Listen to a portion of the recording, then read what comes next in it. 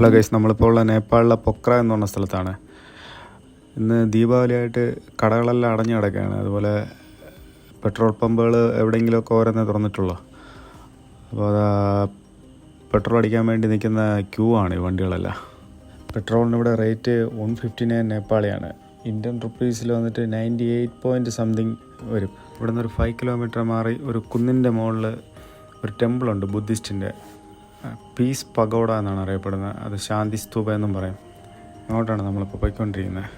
ഇവിടെ മൊത്തം സൈലൻ്റാണ്. നമ്മളിങ്ങോട്ട് കയറി വരുമ്പോൾ തന്നെ അത് മനസ്സിലാവും, മൊത്തം സൈലൻ്റാണ്. പീസ് പഗോഡ എന്ന് പറയുന്ന പോലെ തന്നെ ചെഗുവരയുടെ ഒരു പെയിൻറ്റിങ് വാളിൽ പതിപ്പിച്ചിട്ടുണ്ട്.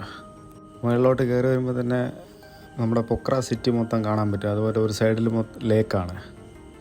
ഇവിടുത്തെ ട്രഡീഷണൽ ജുവൽസാണ് സെയിലിന് വെച്ചിരിക്കുന്നത്. കുറച്ച് ഹൈറ്റ് ഉണ്ട് കയറി വരാൻ വേണ്ടി. സ്റ്റെപ്പ് ഒരു 300 മീറ്റർ മുകളിലുണ്ട് ഹൈറ്റ്. അതുപോലെ സെപ്റ്റംബർ ടു നവംബറാണ് ഇവിടെ വിസിറ്റിങ്ങിന് പറ്റിയ ടൈം. ഇവിടെ മുകളിലെത്തിക്കഴിഞ്ഞാൽ ഇവിടെ സംസാരിക്കാൻ അതുപോലെ വെള്ളം വയ്ക്കാനൊന്നും പാടില്ല. സ്തൂപത്തിൻ്റെ മുകളിലോട്ട് കയറണമെങ്കിൽ താഴെ ഷൂ അഥവാ ചപ്പലുണ്ടെങ്കിൽ അത് അഴിച്ചു വെച്ചിട്ടേ മുകളിലോട്ട് കയറാവൂ. ഉച്ചയ്ക്ക് ഒരു 2 മണിയായിട്ടുണ്ടാകും. നല്ല വെയിലാണ്, പക്ഷേ നല്ല തണുത്ത കാറ്റുമുണ്ട്. 1973 ഈ പഗോഡ നിർമ്മിച്ചത്. 115 ഫീറ്റാണ് ഈ പഗോഡയുടെ ഹൈറ്റ്. നേപ്പാളിൽ വരികയാണെങ്കിൽ മസ്റ്റ് വിസിറ്റിംഗ് പ്ലേസാണ് ഗൈസ്. കുറച്ച് സ്റ്റെപ്പ് കയറണമെന്നേ ഉള്ളൂ. ടോപ്പിലെത്തിക്കഴിഞ്ഞാൽ നല്ല വ്യൂ ആണ്. നേപ്പാളി ഫ്ലാഗാണ് ഇവിടെ നിർത്തിയിരിക്കുന്നത്.